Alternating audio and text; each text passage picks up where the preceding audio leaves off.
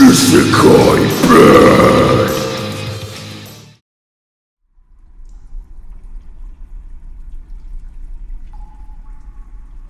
There's a certain darkness in the air. Sometimes it's gotten to the point where I head into a season of isekai anime, knowing, of course, that there will be repetition. There will be boredom. There may even be anger. But despite it all, it's good to try and enjoy myself, isn't it? What's the point in watching this garbage if I get nothing out of it? Well, you could of course argue that I take pleasure in making fun of shitty shows, barely held together with tape used over and over on previous identical storybooks. You aren't wrong. But there's a kind of happiness one might also experience just sitting around the couch, putting on something you know will be bad and just laughing at its stupidity. It's not a big deal. Some of you might even say that's your entire outlook when watching a show. Just put on the mindless stuff so I can drool into my Dorito bag, right? I find that very difficult. Insulting to the more inspired of them even. Still, sometimes I try. Harem in the Labyrinth of Another World was gearing up to be just downright perfect for this. The title is literally word salad randomly generated after inputting all the key words used in light novel covers. I said fuck it. It's gonna be just another stupid overpowered nobody doing all the same shit collecting a harem of devoted followers. Like always, might as well laugh. I was wrong.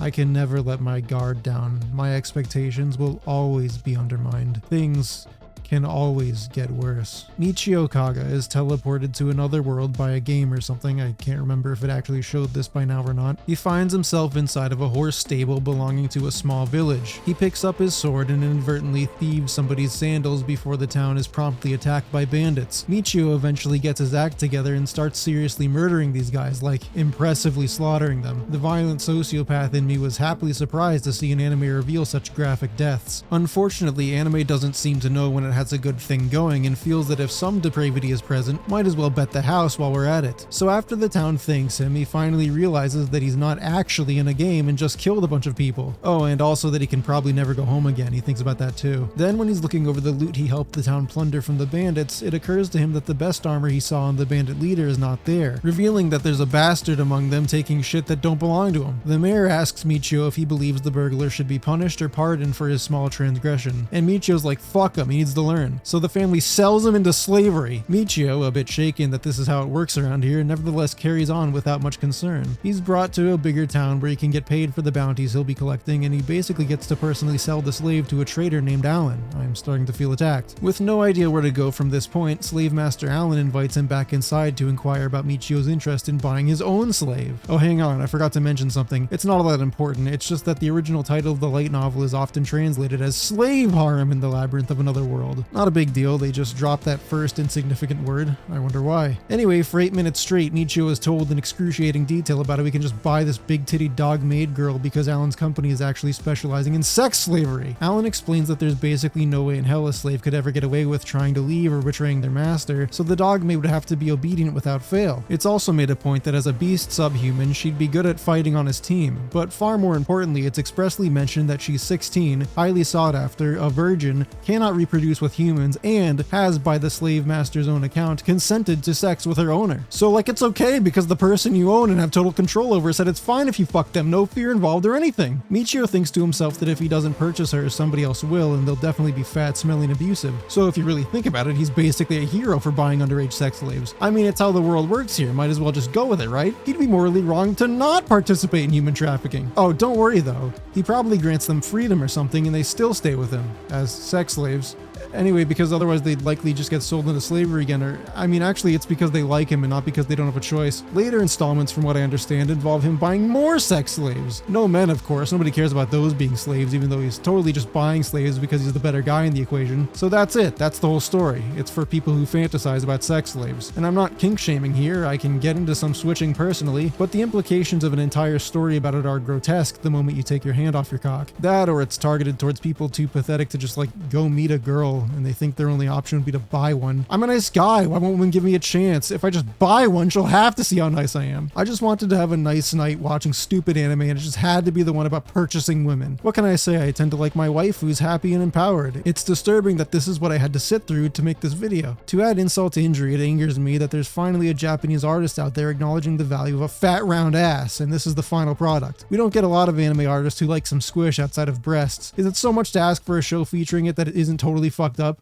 With nowhere to go but up, I hope, my Isekai Life, with another sentence attached to it, follows Yuji Sano, who you might want to sit down for this, goes to another world with RPG stuff in it for real. He wakes up as a monster tamer class NPC, which sucks because I was under the impression that he at least picked his ability to work with animals and monsters, but apparently that's not the case. But okay, you can recruit monsters to join him on a quest too, I don't know. He gathers up a bunch of little slimes, their cute voices, round jumpy shape, and blue hue, making them inferior Tachikomas. I don't care what you think. The slimes on their own are basic shitty level 1 enemies, but a secret that Yuji accidentally discovers is their impeccable skill to absorb information, thus giving Yuji the ability to do so by proxy. And because God said so, he winds up right next to the secret shack full of magic knowledge, allowing Yuji to learn the ways of a master sage in like 30 seconds because the slimes read fast. So you mean to tell me nobody in history was intelligent enough to figure out this obvious life hack? Or does the exploit only work for Yuji because there's no other libraries in the world? The only plague in this land is illiteracy. With Yuji having broken the game, discovering as well that he can channel magic through slimes and speak to them from long distances, he's shown to have conscripted a dryad with the magic ability to go inside trees. I saw her for maybe 2 minutes in the first couple episodes, in which she does almost nothing but help slimes report that she's found the Phantom Ruby from Sonic. She's the only real woman on the team at first, and I guess since nobody's subjugating her, she's doing the next best thing and not speaking, the only other acceptable place for a femoid in the isekai world. There's also Proud Wolf, who would go fast, helping position slimes for tactical advantage against enemies. I'm pretty sure I heard him saying some just awful things about minorities though. Something about how wolves should really stick to wolves of the same fur. I feel kind of bad making fun of Pride Wolf though. He's clearly the star of the show. Just look at him, moving along the screen as a drag and drop PNG. He didn't deserve my slander. Honestly, this idea of developing a team with such specific strategic edge is kind of nice. It makes it at least feel like Yuji's nothing without his party members, even though that's probably not true and he could still have just read a bunch of books to learn magic himself or whatever. Plus the team is mostly animals instead of sex slaves, so that's gotta be at least worth several points by now. So Yuji, back from collecting thousands of the rarest flower that nobody else could ever get, watches as the town folk start to panic upon realizing that a horde of Smeagol's is converging on them. What are you guys worried about? You have him, the isekai hero. He'll just kill them all. This is followed by Yuji saying he can just kill them all like he did a similar one in the forest earlier, with fire. To build necessary tension, we get at least 5 more minutes of people not believing him, sprinkled in with the "can he really do that?" and the "but he's just some lame guy, hows?" Eventually the local warriors prepare to cover Yuji while he formulates his plan to incinerate everything without damaging the innocent people and trees. He needs around 15 minutes to set up, so he'd better hurry it along, only 20 minutes per episode. The monsters just kind of stand around as the soldiers begin their assault. They didn't have the budget to animate them trying to avoid anything, I guess. After his first complete decimation, he's just a little winded while the guild's desk lady watches and realizes he's not just a beast tamer. The dryad finds that chaos emerald I mentioned, which is the tool a cultist is using to summon the demons attacking the village. Then he does the big fire a second time and his dick falls off. Later, there's a big celebration over their victory that Yuji doesn't participate in because he's too good for that. During the night, the desk lady returns to his room to give him more blankets and possibly offer sex, but the fucking redditor ups and leaves before anybody notices. In episode 2, he meets some unimpressive waifus that team up with him alongside a guy with a reputation for having his party members disappear. That's probably not a red flag. Yuji receives comments about how beast tamers can't actually do much, reminding Yuji of his previous and more interestingly animated life where he was a big nerd, thinking to himself, oh, they think I suck, just like back in regular world. Except everybody loves him when he saves entire populations, but Yuji really can't pick up on social cues, it seems. They head out on a mission where they camp out for the night, guarding the others in turn as they sleep. Black-haired guy runs off into the forest and the girls notice and pursue him to monitor the safety of the situation. Of course, leaving Yuji alone at camp, who they are, again, unaware can actually fight. Turns out other male party member is a human trafficker trying to trap the girls into sex slavery, a return to form in which sex slavers are depicted as bad guys and not the protagonists. Yuji, upon discovering this, uses some mid-tier spell to freeze their entire hideout, killing them instantly. He finds a good camp to continue questing with the ladies who are just on the verge of devoting their life to him, I just know it, and I didn't watch episode 3. I guess I didn't fucking hate this. It's sad that this is where I'm feeling even remotely content at this point if my alternatives are just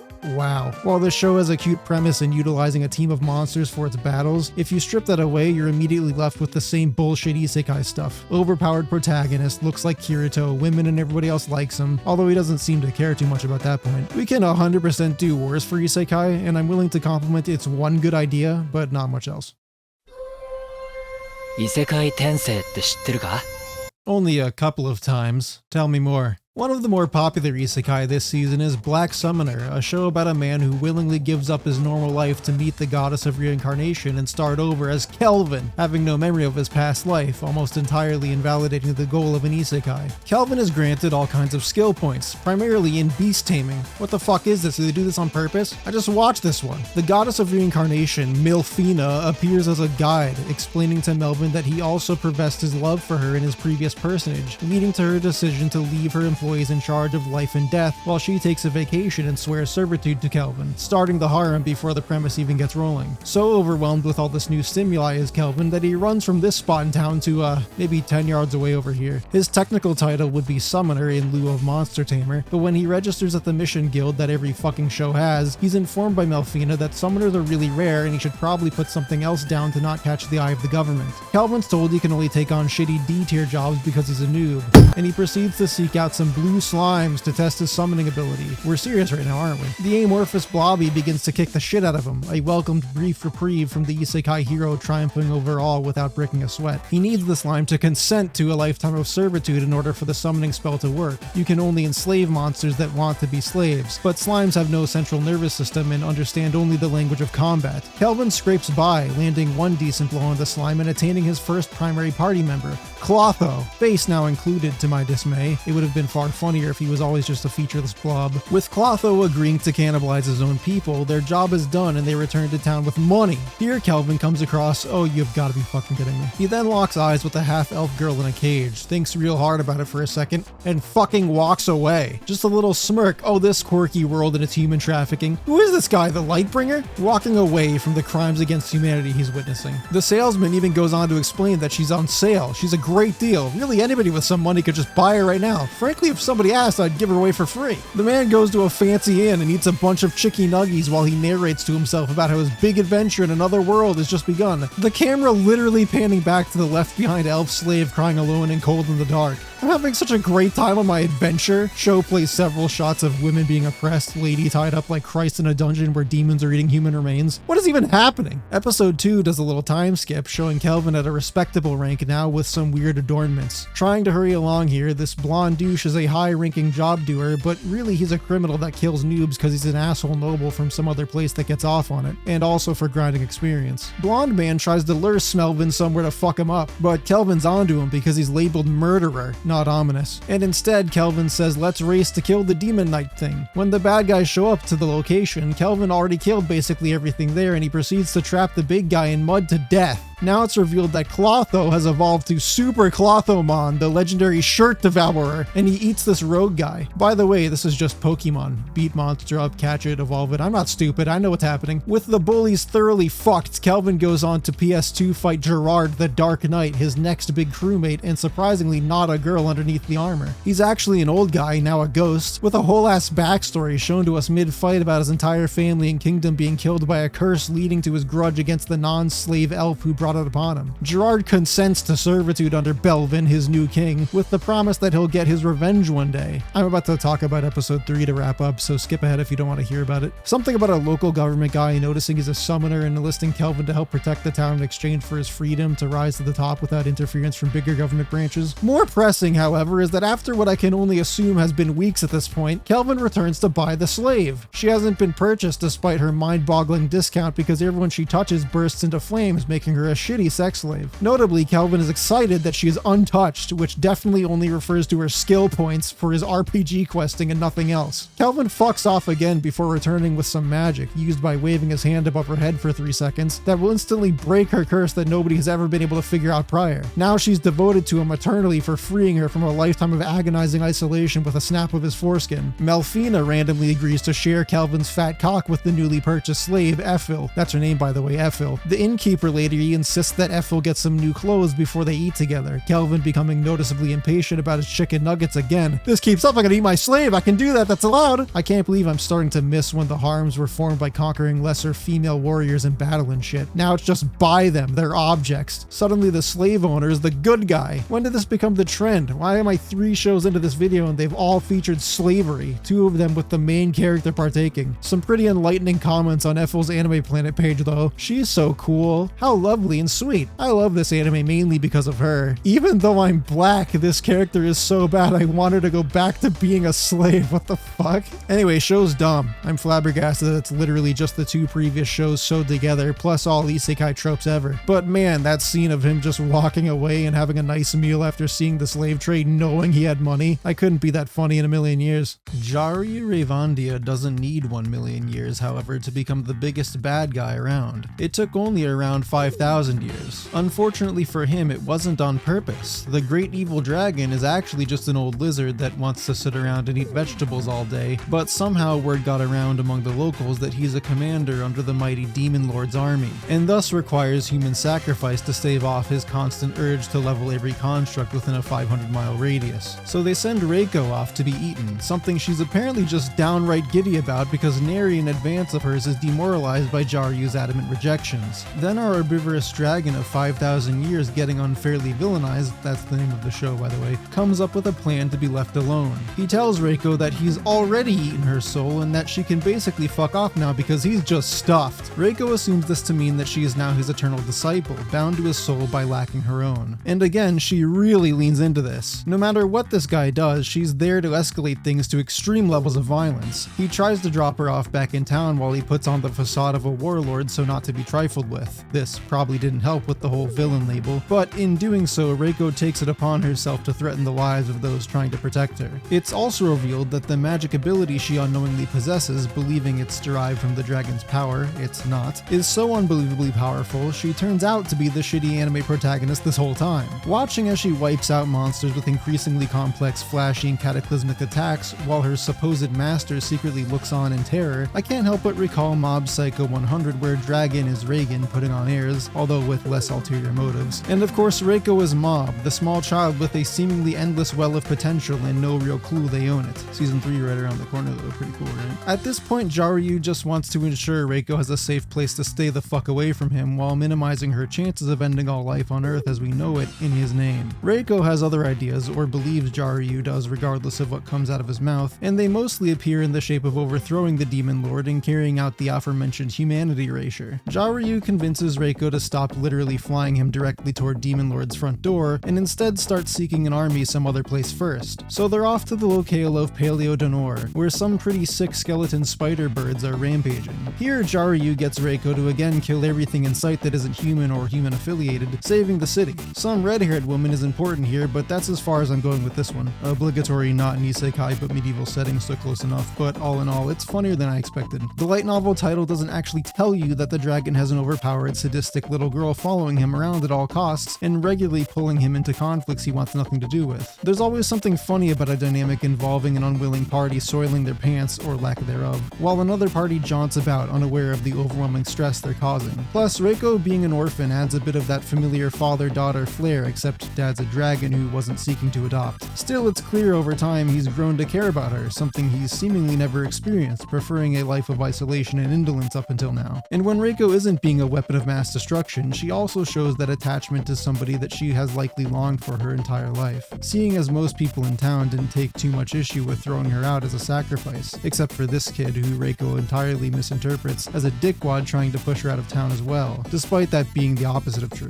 Anyway, the show's sweet at times, but obviously not meant to be taken too seriously, and the overpowered character thing is executed better when it's completely played for laughs, often at the expense of others. Nobody's self-inserting as Reiko. How could they? She's not a thin, pale-complexioned, short black or brown-haired, indistinct male in his teens or possibly 20s. Now, white hair, now we're getting crazy. I can safely assure you I've never seen anybody who looks like this main guy from Vermeil of Gold. He's got white hair and yellow eyes. No amount of color swapping in MS Paint would make this any more recognizable. So quit trying. You're clearly just jealous of his utterly unique aesthetic. Originally a manga, Vermeil and Gold does have a couple of things going for it, considering it's a total piece of doo-doo show for idiots. One of those things is not the lectures at the school though. I hate these fucking puzzles. And how is anybody supposed to write notes like this? Last video, some people still seemed a little confused, by the way. Why am I talking about a not isekai in an isekai video? Okay, so let me try and clear that up. I talk about anything resembling the concept too. If it's got the setting or the self-insertion or the harem, which has basically become synonymous at this point, then I'm probably talking about it here. If that's not enough, maybe this will help.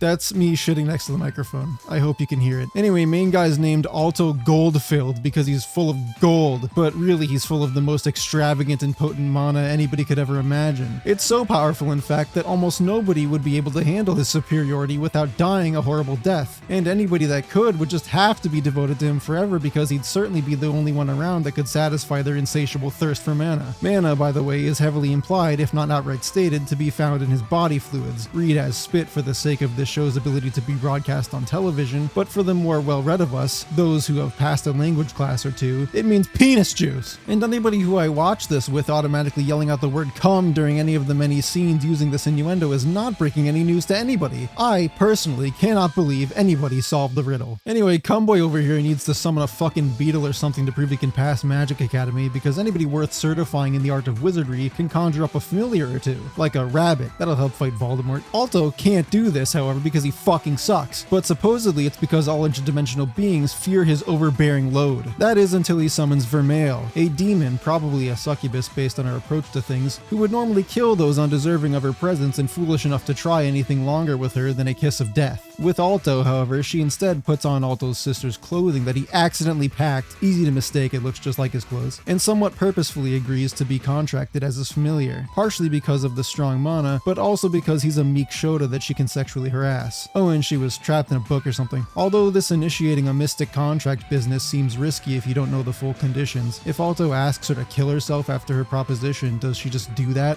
Probably not. Alto awkwardly introduces what appears to be a prostitute to his professor, who tells Alto he's passed even though this is totally fucking weird. Then Vermeil makes a big show of her voyeurism in the middle of class, interrupting the learning process that everybody cares deeply about. The most distracted among them is this stupid pink-haired childhood friend Lilia, who's becoming irate over getting cucked by some random dommy mommy in front of everybody. Have you tried not being the shittiest girl in the harem, pink hair? Usually it's pretty easy to be the best girl when you aren't the lead of the harem, but here you are, shitting the bed, being some dime a dozen anime schoolgirl in a world where literal demons from hell are making you look bad in comparison. What a fuck up. So Lilia challenges Alto to a duel, hoping to banish his familiar, even though that would likely get him kicked out of school and therefore never seen by her again. So they head to the duel platform, an omnipresent superstructure with no elevator, and you have to walk all the stairs to the top every time you want to settle a disagreement because that's how it works. Lilia summons some wind spirit, indicating that even though it's shit in comparison to Vermeil's strength, Lilia's magic competency at least places her a tier above Tortoise Summoner. Fart God blows some gas their way and is promptly shown to be nothing in the face of MILF confidence. Frankly, I cannot believe Vermeil's still wearing clothes after that. I thought I knew anime rules, but I guess I can still be surprised. So now, by order of the Shotocracy, Vermeil and Pink must now be friends, because this plot point can't go on beyond this episode. There's maybe more to it later, but that's all I remember. You might be asking, what are those positives you mentioned? It's not every day that main girl is 100% the best waifu, but seeing as she's a more forceful Lukoa, with an admittedly recognizable overall design, plus extra points for being drawn by somebody who fucking finally knows what a tall girl with a fat ass is, she is best. I hate to say that this is exactly what I was hoping for when I walked into Harem Labyrinth, perfectly balanced as a guy with the right idea about what to do with the universe once said. Now excuse me while I go hang myself for that reference, I'm not proud of it, and then not watch the rest of this show in its entirety. Well, I'm not saying I empathize with anybody fantasizing about being a submissive Shota locked into a never-ending contract with a very forward, confident, and sexually aggressive demon mommy, so I'm not saying it. but like, could you imagine? Now what's this shit here? Some bullshit isekai about a magic pharmacy? Pretty sure I'm the only one that thought that wasn't a terrible idea the first time or fourth time, who knows. But last I checked, there wasn't a glowing public discourse about it. So what's Parallel World Pharmacy got that others don't? Because it certainly isn't a cute wolfie. No, Parallel World Pharmacy is an isekai about somebody actually useful getting teleported, replacing our typical sad sack loser. While highly educated and acclaimed for his advancements in pharmaceuticals, this guy still worked like a dog until he dies of a brain hemorrhage from the weight of it all. A colleague finding him big asleep, blue in the face, crap in his pants in the office. Real nice sleeping on the job. He wakes up to find that he's regressed to a Shota boy, but possibly more pertinent is that he's in like Europe or something. His name's Pharma de Medicis. How do they do it? How do they think of names this creative? He's told by Charlotte that he's actually the son of a world-famous magic doctor, waist deep in his own training, but was struck by lightning knocking him out and leaving what looks like 2 different arm scars, so I guess he was hit twice. Also, it's the emblem of the medicine god, so people are freaking out. His family members, noticeably, all have normal fucking names. He's the only one named Pharmacy, so fuck him, I guess. Now that he's done being an overworked pharmacist, it's time to do it all again and die from overexertion doing the same work. With some help in a thought process that goes beyond my scope, thinking about H2O, what is that, some kind of cheat code? Big Pharma learned some waterboarding he was already waterboarding. Big Pharma relearned some waterbending he was already supposed to know. Mega pissing out the window like that scene in Mushoku Tensei people think is good. Oh god, how do I tell her I just soaked her in piss? He also just like makes gold and shit. You can't just do that. People have died over this in other shows. At dinner, Dad quizzes him on some textbook drivel he memorized before the scene switches to tutoring under the palatial gazebo with Eleonora. Eleonora, seeing that Pharma seems stupider than usual today, has him go over the basics of elemental magic, heading out to the lake where they can use their magic wands. Abracadabra, oh fucking wait, he forgot his wand. Nobody forgets their wand. So Eleonora lends him her big wand before Pharma literally blows her expectations out of the water and he hydro pumps all over the place. Thinking something must be up, Eleonora measures him with her magicometer, it's like the divinometer actually, which swiftly shatters, reading that he's got an aptitude of all divine arts, both positive and negative, a distribution formerly unheard of because it would mean you're a god. Anybody else getting sick of hearing me say the main character is good at everything? Thankfully, instead of immediate adoration and cock-gobbling, Eleonora reacts with more gusto, shaking in fear and breaking her glasses. With the lesson over, she blindly tries to hurry home to get away from the freak she can't see now, Pharma offering her a helping hand, which she's reluctant to receive out of concern that she might explode if she touches him now. To make matters worse, shortly after, Pharma discovers he can now see injuries with his medical eye, and while this is obviously a great skill to have, it'll probably save many people, Eleonora, upon hearing about it, really starts to panic in pious trepidation. Now Pharma is definitely Christ incarnate. End scene with Eleonora screaming and sightlessly running into the woods to presumably roll her ankle and die in the elements. Don't worry though, Pharma can see what the damage is, get it? I'm sensing a medical emergency, Eleonora. It appears to be incontinence. Oh no, your testicles are all twisted up. I can see and tell everybody about your infected foreskin you've been trying to hide. I can imagine the show getting mildly emotional when Pharma knows there's an undetected incurable cancer in somebody and he has to break the news. That'll probably be undone quickly, however, when Pharma uses his gift from God to heal the terminally ill with little to no risk of actual loss to experience. Hell, I might even be overestimating this and the show goes some other batshit direction. Either way, it's not all that interesting. What's even the fucking point of an isekai if you just end up doing the same fucking thing with your new life? Maybe he learns something and changes his habits, I don't know. But like, it seems pretty boring. Still overpowered main character who can probably do anything, except it's less about fighting dragons and more about curing the dragon's osteoporosis. I don't know, it's not the worst, but the prognosis is looking kinda shit. The chart's saying you might be fucked. Second opinion might be necessary, but I'm seeing a lot of downward red arrows in the books.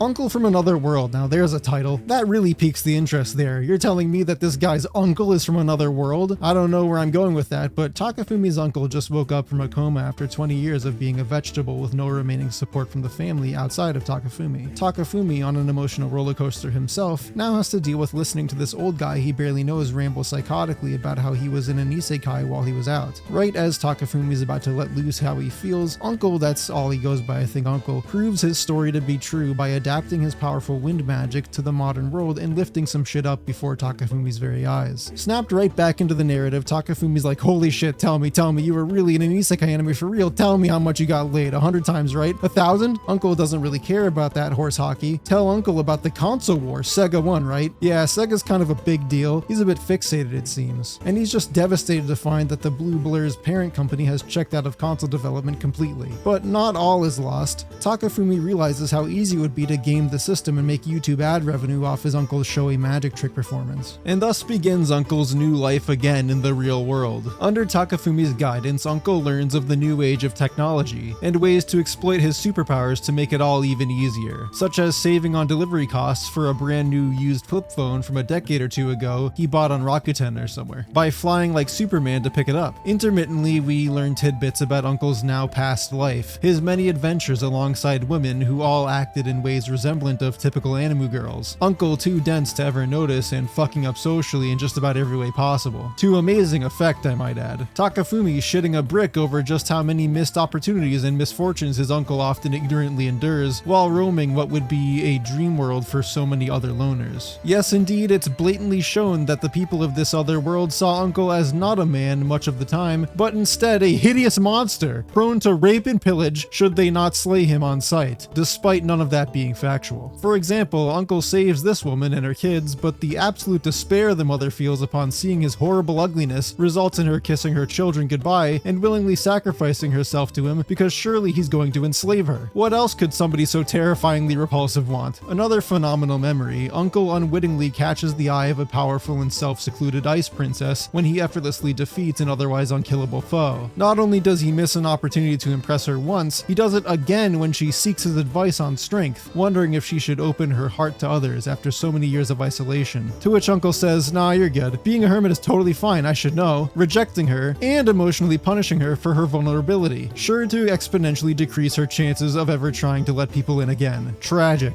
but also fucking amazing. And do you know why this is so funny? Sure, it's funny how much he fails to recognize what's in front of him. Yes, he knows nothing of romance outside of his earliest affairs between Sonic and Tails. That's not made up, he talks about this. Among other deluded pieces of wisdom in front of Takafumi's childhood friend that very evidently loves him. Oh, and Takafumi fucks that up just as much, criticizing Uncle for the same shit he does right now. The girl is still trying even though she just got attacked by what she initially believed was a schizophrenic vagrant, but is actually her crush's uncle that he refuses to separate himself from. And wow, before I move on, can I just compliment the show's line work and style? It just feels so clean and expressive, like a moving painting at times. No, it's not actually any of that making this as funny as it is. It's you! The show's about you, who would watch these shows and believe you're anything else but this guy being isekai'd. Yeah, you get your superpowers, you're fixated enough to learn those, aren't you? But no amount of magic skill makes you any less of an inept dork, does it? No number of women trying their hand makes you any less witless. And even if you weren't, what would you say if all you had for conversation is your bing bing wahoos? I remember once seeing videos of guys that go off to Japan hoping that it'll be their anime wonder world where women will be throwing themselves to get with the foreigner, only to be disappointed by the realization that they're still just as awkward and unlikable as they were back home. But there is hope, you know. Uncle might be a total otaku caricature, analogous to your worst anime nerd traits, but he's innocent, you know? Well-intentioned. He has no ulterior motives, really. He's still living his best life, lost in his own world no matter what dimension he slips into. He knows what he values, and magic or no magic, he's gonna play Sonic 06 and he's gonna love it. Be like Uncle.